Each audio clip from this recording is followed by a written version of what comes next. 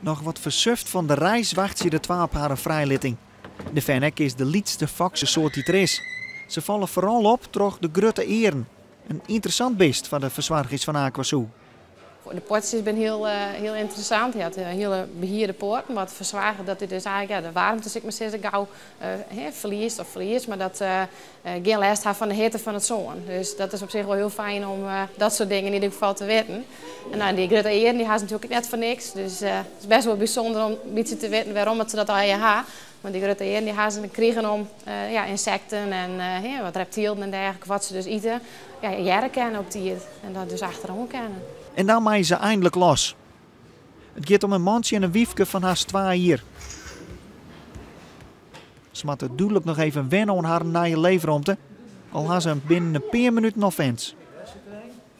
Ik heb ze wel eerst in een boek gezien dat ze zo in Egypte en zo bij de Sahara leven.